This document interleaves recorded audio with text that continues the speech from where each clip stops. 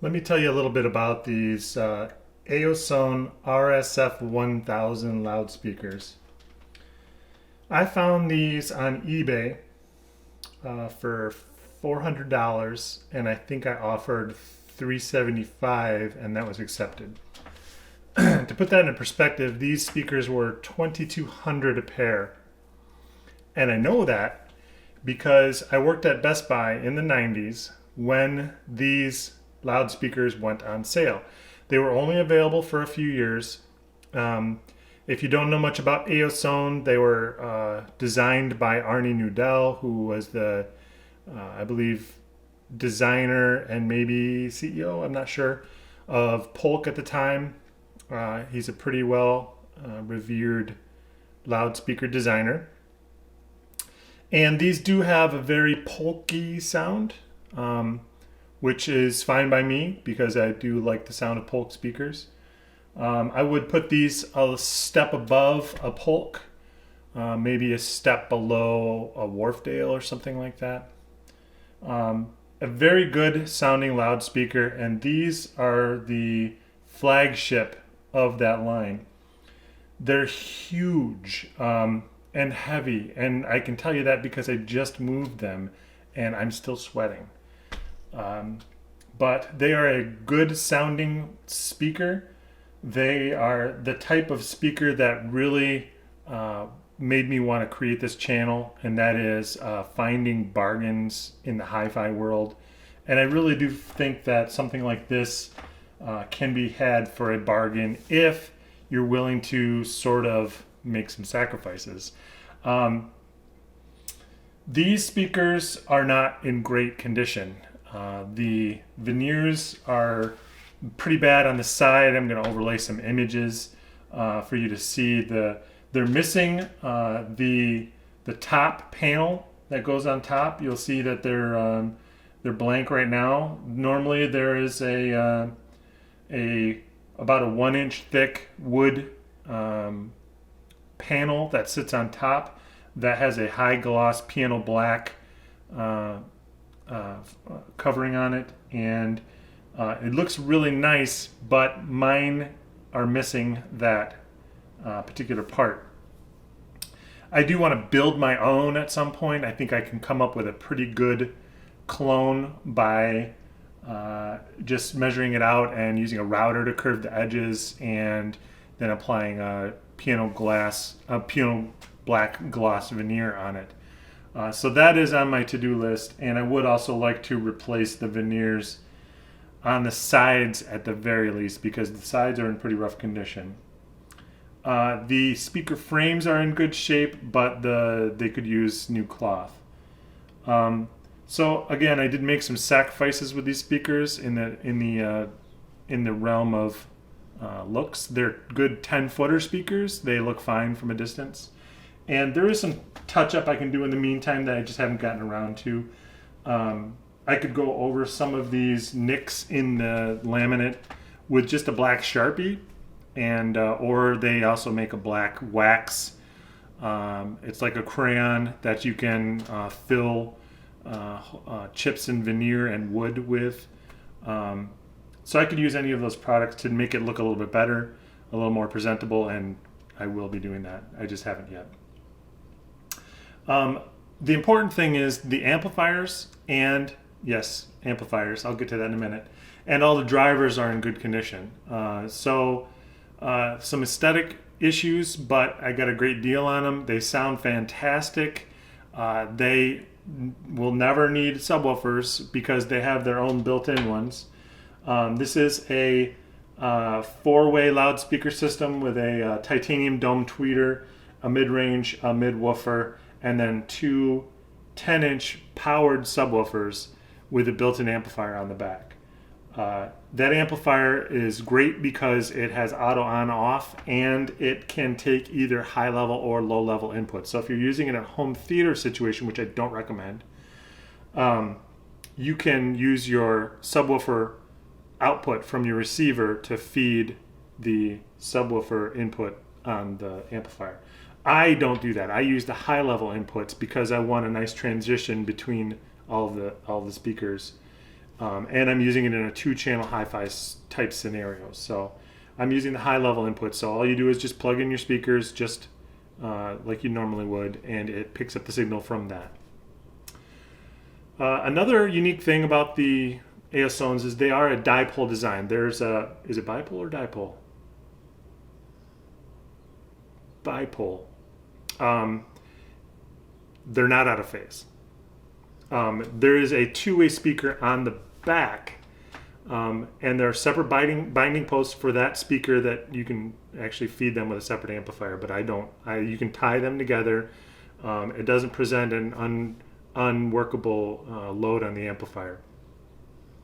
The idea behind that back speaker is that it projects against the wall, radiates out, giving you a nice open soundstage. Now, I think that might be frowned upon by certain audiophiles that really enjoy more of a concise but open soundstage, something that just is presented by the loudspeakers without any trickery. But it really does make a good, nice open soundstage. I enjoy it thoroughly. Again, it's a great bargain for a loudspeaker. If you don't like, the trickery of it, you can always disconnect that rear speaker and just use the front baffle speakers. The subwoofers sound good. They are only 10s, so they don't dig super deep, but they'll get down to 35 hertz real easily. They also have a crossover on the amplifier, which I have set almost all the way up to the top, because I feel like that gets a nice transition from the midwoofer to the subwoofers, and gives you some of that upper mid bass, that punch that I really like in rock music especially. At the same time, rap music, electronic music, the bass in those types of music, it gets down there, digs real deep. You've got a volume on the amplifier, so you can control that separately. It's a little tricky to tune to get all the speakers to play nicely with one another. I did bust out my UMic 1 USB microphone and my that's from Mini DSP, and software on my computer, and did some sweeps to try to fine tune that transition between the speakers that are powered by the amplifier and the speakers that are powered by the internal subwoofer amplifier. It's not perfect, but there's a nice transition there. It's not perfect because the subs have their resonant frequencies. They are a ported subwoofer and they're rear ported. I mentioned that they're not good for home theater, and that's, in my opinion, that's why, because they are rear ported. And technically, these are a little bit too close to the wall for what you really should be. I'd get these out to at least 3 feet away from the wall if you can. I've got them about 1.5 feet, maybe 2 feet away from the wall. And it could benefit from coming out a little bit. But I'm powering with my Marantz PM7000N integrated amplifier. They sound very good and are a classic example of what I'm talking about when I say budget hi-fi. You can have these kinds of speakers can be had if you're patient, if you keep your ears open, if you're watching Craigslist, if you're watching Facebook Marketplace, if you're watching eBay local.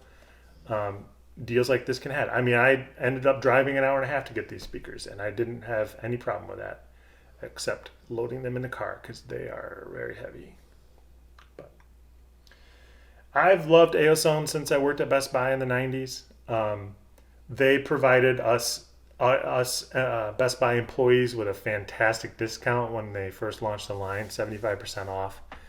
And I bought a sub and satellite system at that time. It was 5 bipole 2-way satellites, and a 10-inch powered subwoofer.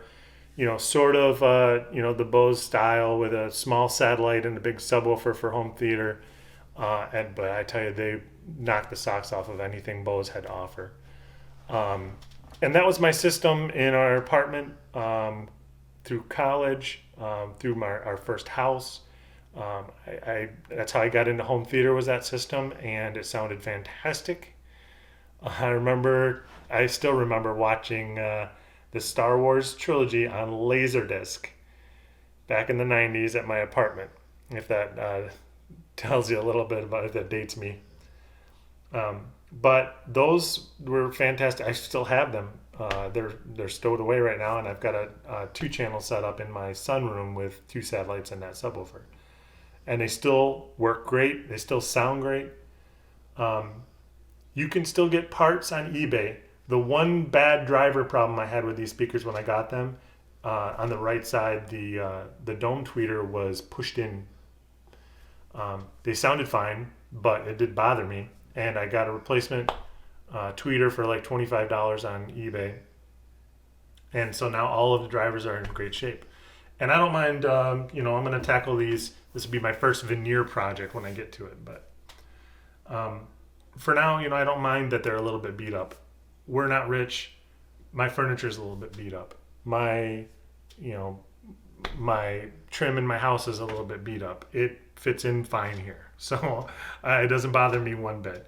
If you're the type that has to have everything immaculate and you've got a listening room that is all perfect, then this type of thing is not for you. But if you're looking to get into hi-fi quality, audiophile quality stuff cheaply, then keep an eye on those used classified ads, and it'll come along. The right thing will come along. I think there's great options out there from the likes of Klipsch and Polk and a lot of these lines that are more consumer based. I tell you, in my opinion, you can have great sounding speakers. Let's say on a scale of 1 to 10, you can get a 7 or an 8 sounding speaker fairly cheap. I think that these are a solid 7, 7.5 speaker. And then to get above 8, to get to 9, to get to 9.5, to get to 10, the cost grows exponentially. You're talking, to get to a 10, you're talking a $30,000 pair of loudspeakers. That's not something that, me, a guy who works for a living that has 2 kids, can afford.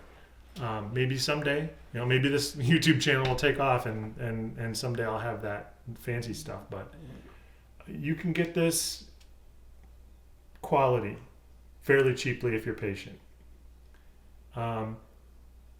That's about all I have to say about these Eosones. I love them. And that's really all that matters, I guess, when it comes down to it. If you have any questions about these speakers, please put them in the comments below. If you would, I would appreciate it if you could hit the like button or subscribe. Please do that. That helps the channel out. I'm just getting started, and it would be fantastic to grow this and spread the word about finding these bargains throughout the world. Thanks for watching. Have a great day.